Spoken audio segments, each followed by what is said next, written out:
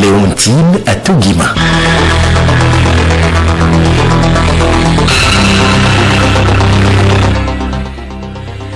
Bonjour à tous, les titres de ce 12h30, le leadership des enseignantes et enseignants dans la transformation de l'éducation. C'est sous ce thème que le monde entier observe aujourd'hui 5 octobre cette journée. Les qualités d'un bon enseignant, c'est le dossier de cette édition. Le PNUD appuie les sujets lycées en matériel didactique. Ils ont bénéficié hier des vidéos éducatives pour l'amélioration du niveau des apprenants. Le COP27 à Kinshasa, les chefs religieux mettent en garde contre la déforestation. Ils appellent à une aide internationale pour sauver les forêts d'Afrique. Softball, ASCO Chiesca samedi pour la Ligue des Champions et ASK USM d'Alger dimanche pour la Coupe CAF. Ces matchs allés des coupes continentales sont prévus au stade de Kégué à Lomé.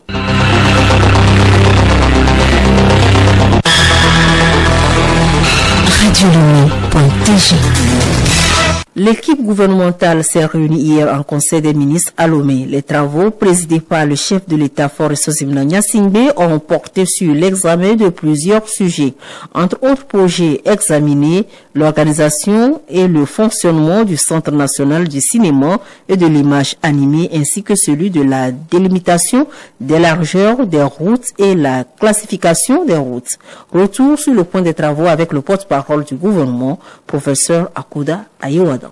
Au titre des projets de décret, le Conseil a examiné en première lecture un premier projet de décret portant organisation et fonctionnement du Centre national du cinéma et de l'image animée CNCIA.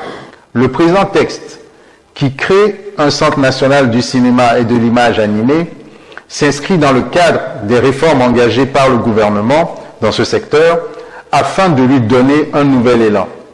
La mise en place de cette structure permettra entre autres d'assurer avec efficience et efficacité le contrôle de la mise en œuvre des mesures législatives et réglementaires applicables aux professions cinématographiques et audiovisuelles, contribuer à l'amélioration de l'accès aux partenariats publics-privés et au financement d'organismes internationaux, renforcer la professionnalisation de ce secteur et disposer de véritables industries de cinéma susceptibles de créer de l'emploi et de générer de la richesse dans notre pays. Le Conseil a ensuite examiné en première lecture 2 projets de décret portant délimitation des largeurs des emprises des routes et classification des routes en République togolaise. Ces 2 projets permettront de répondre aux défis auxquels le gouvernement est confronté dans l'exécution de ces projets d'infrastructures routières et de proposer des approches de solutions. En effet, le cadre normatif actuel date de 1968 et n'est plus adapté aux objectifs de modernisation du réseau routier national.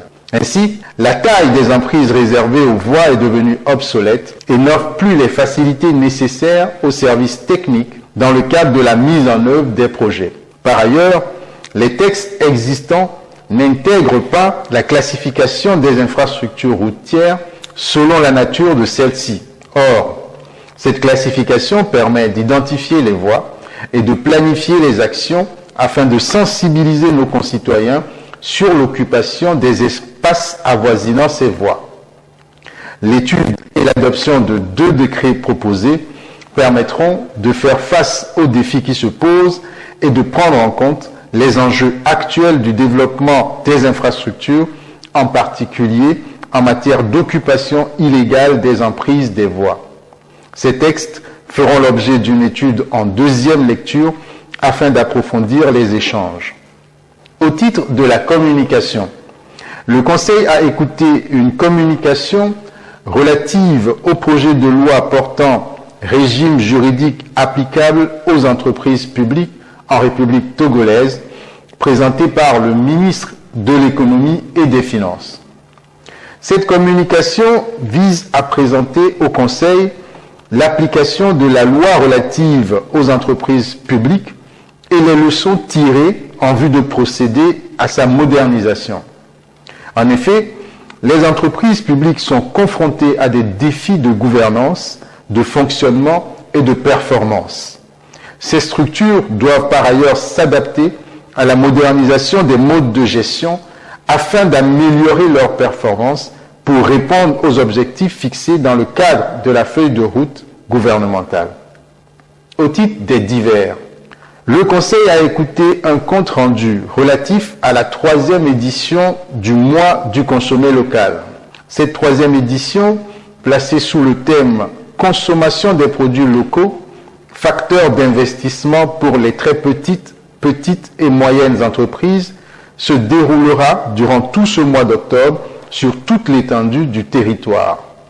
Cette activité, qui sera officiellement lancée très prochainement, permettra de valoriser les produits locaux à travers des expositions et des activités permettant de mettre en valeur le travail des artisans et producteurs togolais. Le Conseil a salué cette activité et a encouragé l'ensemble de la population à y participer massivement dans la droite ligne de la vision de la feuille de route gouvernementale qui vise à transformer notre pays en s'appuyant sur les forces de notre économie. Fait à Lomé, le 4 octobre 2022, le Conseil des ministres. La journée des enseignantes et enseignants est observée chaque 5 octobre dans le monde entier. Elle commémore la signature de la recommandation OIT UNESCO concernant la condition du personnel enseignant de 1966 qui fixe entre autres les critères de référence relatifs aux droits et aux responsabilités des enseignants. Le leadership des enseignantes et enseignants dans la transformation de l'éducation est le thème retenu pour cette édition. Boundima Kevin, depuis les Savanes, plus précisément la préfecture de Tone, nous fait découvrir les qualités d'un bon enseignant. Nous nous sommes approchés du chef d'inspection de l'enseignement secondaire général de Dapaon, Sanda Mentib, pour mieux comprendre ce qu'est le profil d'un enseignant, sinon d'un bon enseignant. Voici donc sa réponse dans cet élément. D'abord, qu'est-ce qu'un enseignant? C'est celui-là qui est qualifié pour transmettre des connaissances aux apprenants. Et pour être un enseignant, il faut avoir la qualification. Donc, généralement, au plus préscolaire et primaire, il faut avoir le bac 2 ou le CAP premier degré.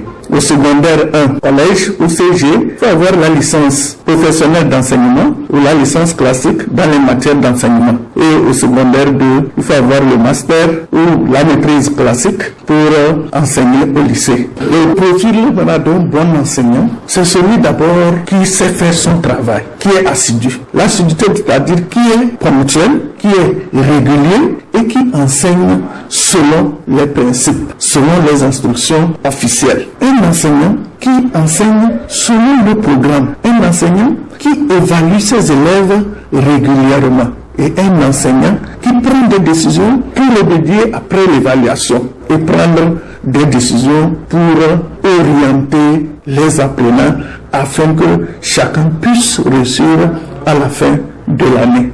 Un bon enseignant aussi, c'est un enseignant animé d'une conscience professionnelle aiguë, c'est-à-dire qui fait son travail selon les règles et la déontologie du métier d'enseignant, qui respecte ce qui est prescrit à la lettre et qui interdit ce qui est proscrit.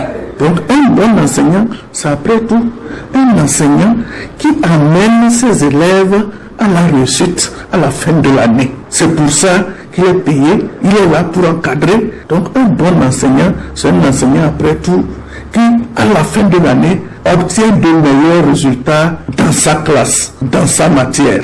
Et s'il faut primer, c'est ce type d'enseignant qu'il faut primer. L'enseignement étant un métier noble et passionnant, il faut donc le faire avec tout son cœur pour former des citoyens compétents, capables d'assurer dignement la relève de demain. De l'agent togolais de presse d'Apaon, Boudjona Bassanta Gabriel pour Radio Lomé.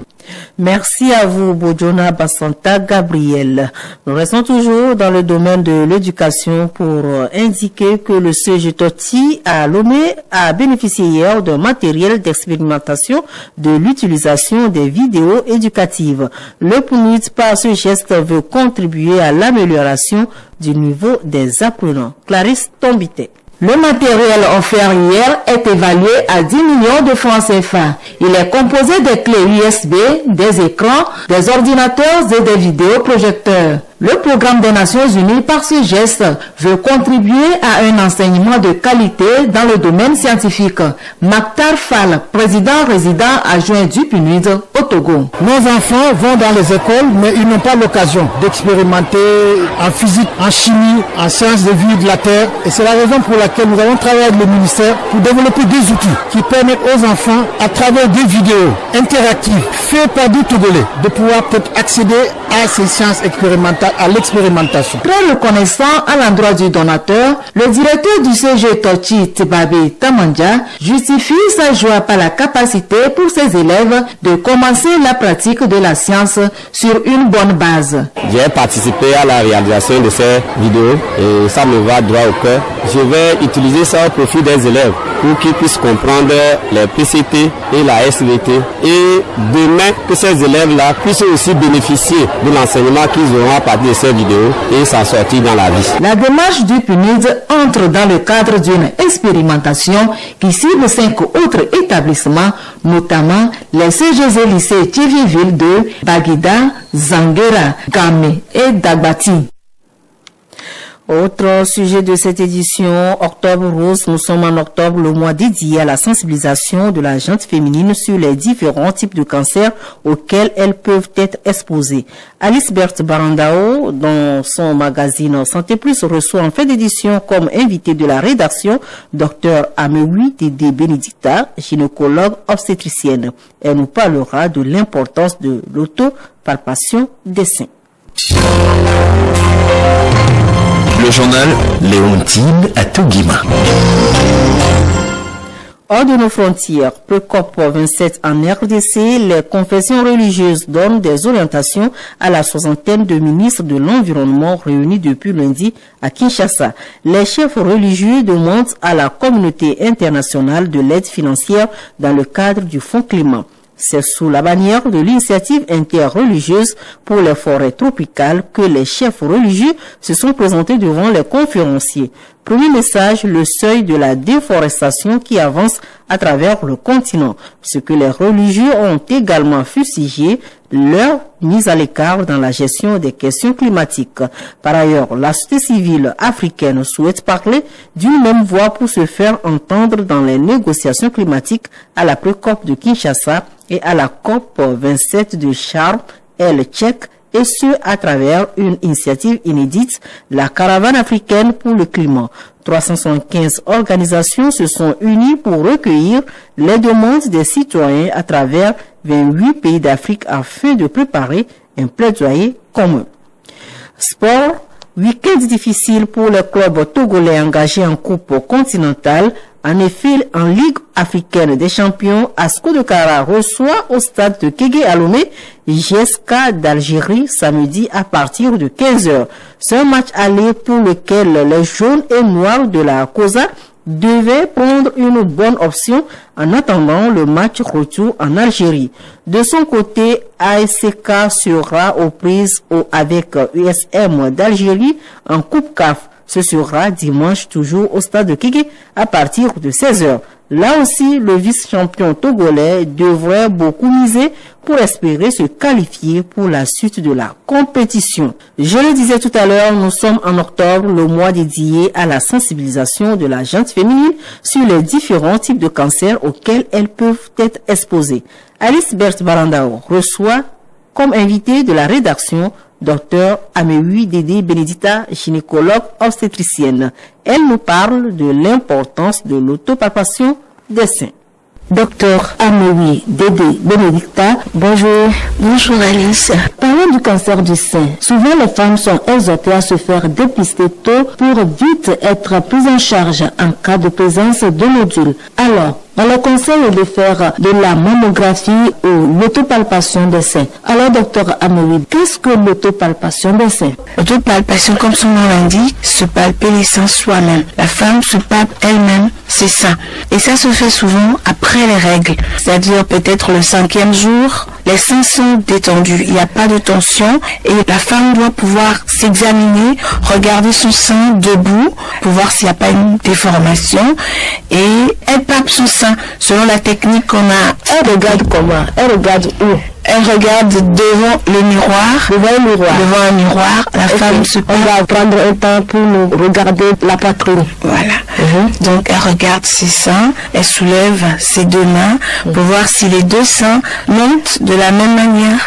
Est-ce que il n'y a pas une qui est plus basse que l'autre? Est-ce qu'il n'y a pas une déformation au niveau de l'un ou de l'autre sein? Au niveau de la peau du sein, il n'y a pas quelque chose qui est inhabituel. Là, c'est à la radio, on ne voit pas. Donc, pouvoir palper, c'est-à-dire par des mouvements circulaires, elle prend la main droite pour examiner le sein gauche et elle fait des mouvements circulaires dans le sens de l'aiguille du montre. On peut le faire debout et après on peut le faire coucher. Docteur, et si on ne peut pas se palper les seins, est-ce qu'on peut se faire palper par quelqu'un d'autre? Bien sûr. Le mari peut palper vos seins, mais bon, les maris, des fois, c'est eux qui découvrent les choses parce que c'est eux qui voient d'abord notre intimité. C'est les premiers à voir. Et si des fois, le mari dit non, il voit quelque chose qu'il trouve anormal. Donc, le mari doit nous aider. Alors, à part le mari? Oui, le médecin, la sage-femme, la gynécologue, c'est eux qui peuvent vous aider lors de l'examen de routine. Seulement que on ne va pas tout le temps chez la sage-femme, chez la gynécologue, et alors qu'on voit chaque fois ses seins. Donc, il est très important l'autopalpation des seins. Merci donc au docteur Anne-Louis Dédé Bénédicta. Merci.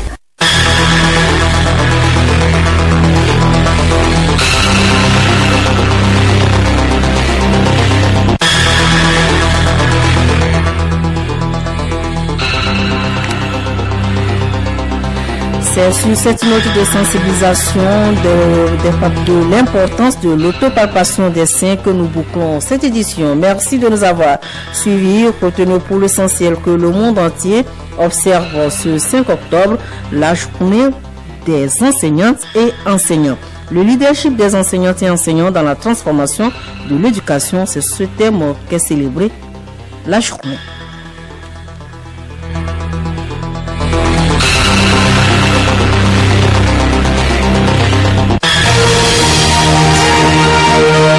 Radio Lomé, boîte postale 434, email radiolomé@radiolomé.tg.